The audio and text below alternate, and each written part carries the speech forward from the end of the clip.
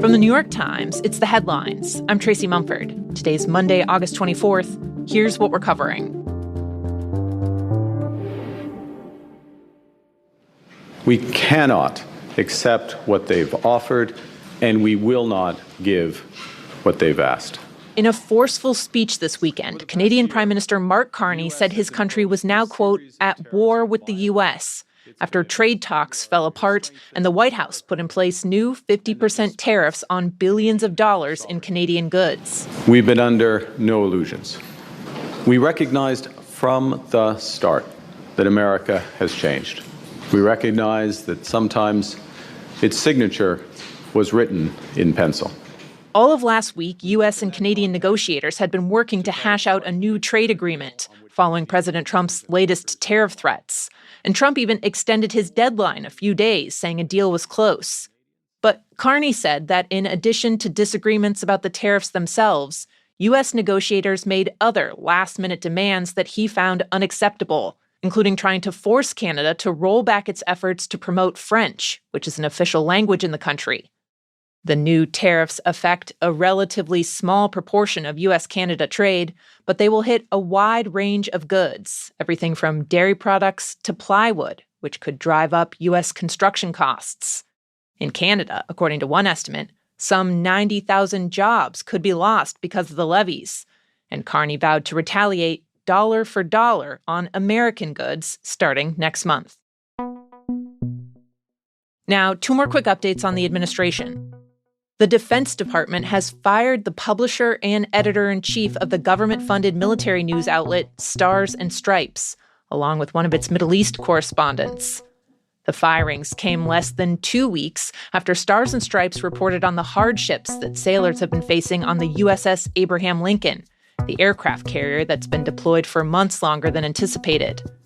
According to the editor-in-chief, his termination notice cited insubordination as well as an unauthorized media appearance.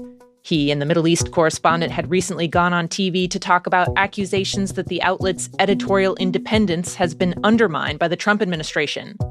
For decades, federal regulations and Pentagon policy had emphasized that there should be no censorship at Stars and Stripes. But earlier this year, the Pentagon rescinded that regulation, fired the outlet's internal editorial watchdog, and the DoD's chief spokesman said the publication needed to, quote, refocus its content away from woke distractions that siphon morale. And last update, the U.S. Postal Service has finalized its plans to restrict mail-in ballots, in line with an earlier executive order from President Trump cracking down on that voting method. The Postal Service says that under the new rule, it would review every envelope with a ballot and would not deliver any in states that do not share voter data with the federal government. The key thing to know is that the Postal Service says this plan will only go into place if the Supreme Court rules in favor of the president, whose voting restrictions have, for the most part, been blocked by lower courts. The justices could rule on this at any time. Trump has repeatedly made baseless claims that voting by mail, which historically Democrats have done more than Republicans, is cheating. And he said explicitly that limiting mail-in voting would, quote, guarantee the midterms for his party.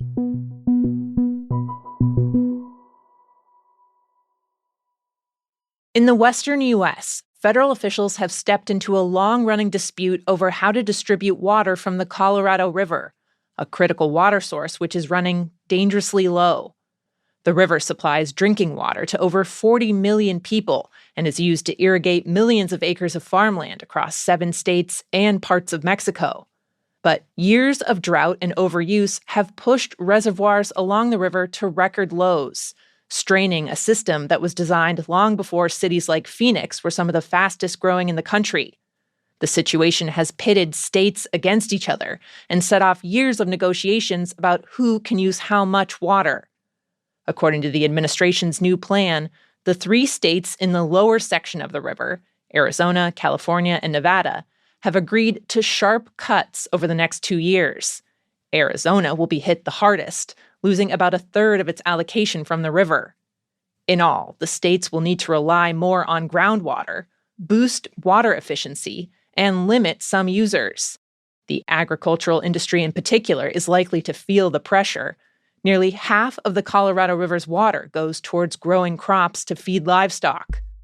For the moment, the other states in the river basin, Colorado, Utah, New Mexico, and Wyoming, have refused to accept any mandatory cuts. One of the negotiators involved in trying to design a long-term strategy for the region called this round of restrictions, quote, a bridge, not a permanent solution. He said that all 7 states that rely on the river will need to take action in the coming years to avoid a water crisis.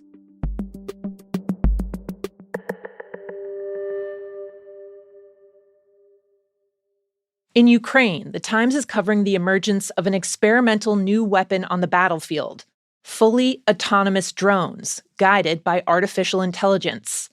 Both Russia and Ukraine have been using AI and drones to some extent before. With those older models, the drone charts its own way to a target that a human has picked. Now, the latest generation of AI-powered drones pick their own targets. Experts say that the weapon systems can be trained on thousands of images to recognize categories like military truck or person, and then use cameras to home in and strike them. A former Ukrainian defense minister told The Times that over the past few months, the Ukrainian military has been testing entirely autonomous AI systems on Russian targets. And recently, the wreckage from a Russian drone attack showed evidence that the Kremlin is using them too. Analysis of debris from a strike in Zaporizhia found that a Russian drone had NVIDIA mini-computers on board. Ukrainian officials said it appeared to be targeting a gas station before it crashed into the wall of an apartment building, killing 3 people. More broadly, when it comes to the technology in general, those in support of it say it has the potential to be more accurate than, say, dropping bombs from a plane or relying on a human drone pilot. Some actually think all weapons should be required to have AI systems in the future. But opponents of these weapons, including human rights groups and the International Red Cross, say they may be more prone to mistakes or violations of international law, like failing to distinguish between soldiers and civilians. The Ukrainian air defense commander in the town where the Russian drone exploded warned that we may be entering an entirely new era of warfare, saying, quote, in a few years we will be living in a Terminator movie. It's no joke. Machines are making decisions to strike.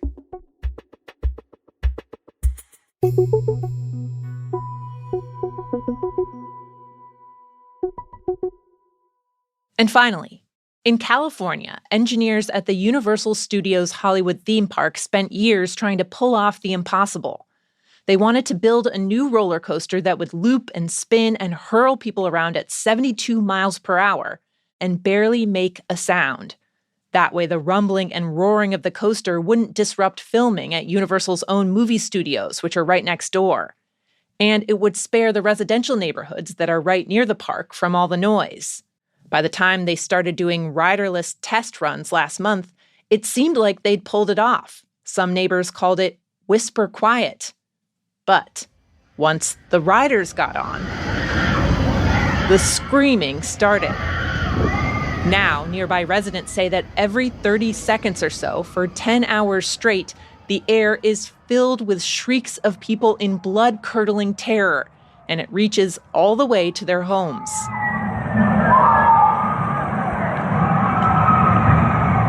One woman told The Times she could hear the screams even after taking out her hearing aids. Universal says it did take screaming into account. The ride has noise-blocking scream screens built in.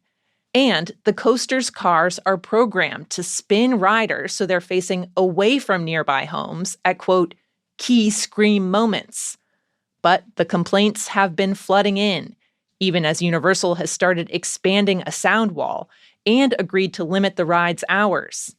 The controversy is hanging over the coaster, which the park had been hoping would help revive attendance and keep it competitive with Disneyland. At this point, it's unclear what could actually fix the situation. Universal might have to take a page out of a Japanese theme park's playbook, which, as a safety precaution when it reopened during the pandemic, urged people not to open their mouths, but to, quote, please scream inside your heart. Those are the headlines. Today on The Daily, Times White House correspondent Maggie Haberman on what we know about Trump's closest aide, Natalie Harp. She's an assistant to the president. She makes $150,000 a year on the taxpayer salary. But her role is amorphous in terms of an actual job title. What she does is she will provide him with articles from very fringe websites that can affirm some of what he wants to see. And she provides him with video. She provides him with pieces of paper. She provides him with whatever he needs. You can listen to that in the New York Times app or wherever you get your podcasts. And if you are not a Times subscriber yet, you can get a full month of free access to everything we publish when you download the Times app now. I'm Tracy Mumford. We'll be back tomorrow.